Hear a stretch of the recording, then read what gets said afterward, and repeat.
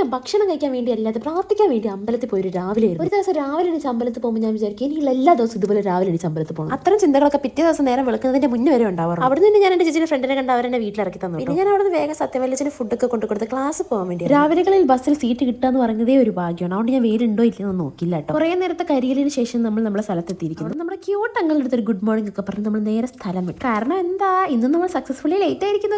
എന്റെ ഭാഗ്യത്തിന് സാറും കുറച്ച് ലേറ്റ് ആയതുകൊണ്ട് എന്നെ ആരും ഒന്നും പറഞ്ഞില്ല. അങ്ങനെ 2 മണിക്കൂറിന്റെ ക്ലാസ് കേൾക്കലിന് ശേഷം ഞാൻ എല്ലാം വാരിപ്പറക്കി വീട്ടിൽ. ദീർഘനേരത്തെ ഉറക്കത്തിന് ശേഷം രാത്രിയാണ് തല. എന്തായാലും തല മുക്കിയതല്ലേ എന്ന് ഓർത്തിട്ട് ഞങ്ങൾ നേരെ ഉരുളങ്കാവിലോട്ട് വിട്ടു. ഈ ഒരു മാസം കൂടെ കഴിഞ്ഞാൽ ഇങ്ങനെ എല്ലാ സ്ഥലത്തും തെണ്ടി നടന്ന് തിന്നാൻ പറ്റില്ലല്ലോ എന്ന് ഓർക്കുമ്പോൾ ഒരു സങ്കടമൊക്കെ ഉണ്ട്. ഇതെല്ലാം കഴിയുമ്പോൾ മാരേജ് റിസപ്ഷനും ഹൗസ് വാമിംഗ് ഒക്കെ വരില്ല എന്ന് ഓർത്ത് നമുക്ക് അങ്ങ് ആശ്വസിക്കാം. ഞങ്ങൾ പിന്നെ ലേറ്റ് ആയി ചെന്നിട്ടുണ്ട്. അമ്മ ഞങ്ങളെ കൂട്ടാതെ നേരത്തെ അവിടെ ചെന്നായിരുന്നു. പിന്നെ ഞങ്ങൾ മൂന്നൊരു തൊഴുതൊക്കെ വന്നപ്പോഴേക്കും ഭക്ഷണത്തിന്റെ വരി അങ്ങ് റോട്ടിലെത്തി. പിന്നെ ഞങ്ങൾ എല്ലാവരും കൂടെ കുറച്ച് നാട്ടുവിശേഷമൊക്കെ പറഞ്ഞു വന്നപ്പോഴേക്കും വരി അങ്ങ് നീങ്ങിയായിരുന്നു. പിന്നെ നമ്മുടെ ഈ കാവെന്നൊക്കെ കിട്ടുന്ന ഫുഡ് എന്ന് പറയുന്നത് ഒരു വികാര കഴിച്ചവർക്കറിയാം. ഫുഡൊക്കെ കഴിച്ചു വന്നപ്പോഴേക്കും ഞങ്ങളൊക്കെ ഒന്ന് ഒതുങ്ങിയായിരുന്നു. പിന്നെ കുറേ നേരം അവിടെ ഇരുന്നതിന് ശേഷം ഞങ്ങൾ വീട്ടിലോട്ട് പോയപ്പോഴാണ് ശരിക്കുള്ള കഥ തുടങ്ങുന്നത്. ഒരു ആവശ്യമില്ലാണ്ട് അവിടെ കണ്ട അരവണന്റെ അടപ്പ് നക്കിയതാണ് ഞാൻ. ഇപ്പൊ എങ്ങനെ ഇരിക്കുന്നു. അപ്പൊ ഓക്കെ, ബൈ ഗൈസ്.